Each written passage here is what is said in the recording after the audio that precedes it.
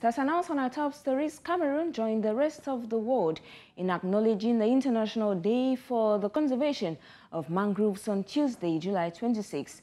Dash News' team takes us to the Bonamikamo village in Douala IV, where a project is ongoing to restore highly depleted mangrove plants. We hear in the following report, this plant is invaluable. Bibiana Shinitamvuma reports.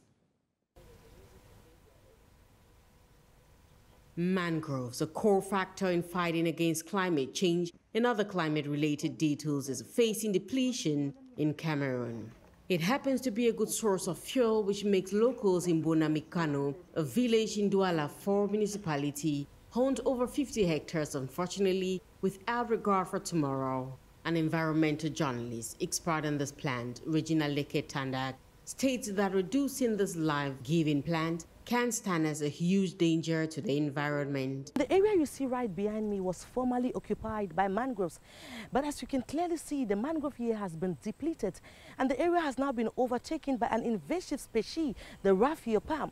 Now this is very dangerous because the raffia palm has become the dominant species, leading to the extinction of the mangroves in this particular area. And of course we know the importance of mangroves. Not only are they a hub for fish reproduction, but are equally an important factor in terms of carbon sink.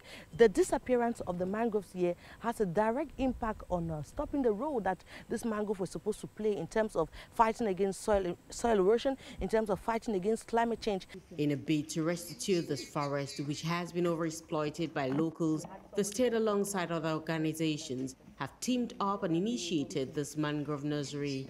Here, Mokom Acha Sentike, a senior forestry technician, says young mangrove seedlings are harnessed from the wild and transplanted under favorable conditions for better yield. Mangroves grow but in a marshy area, and so the substrate we use must be muddy. So we take this substrate, the mud beside the Mongo River here. The ground that is muddy, put inside the polyethylene bag, these papers that we nest inside, and then put in the propagules. So it will take about 3 months for the propagules to be ready to transplant. Delphine Chenny Nwabu, the project manager, says there is a dire need for the rehabilitation of mangroves, especially with the noticeable effect of climate change nowadays.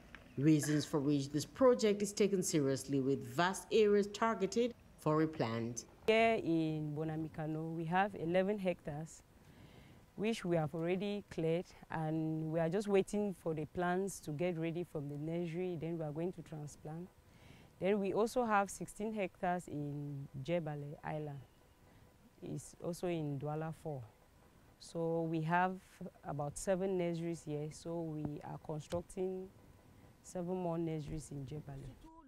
With hard workers looking after the plant on a daily basis, the hope is for mangrove to regain the position it once had in this community.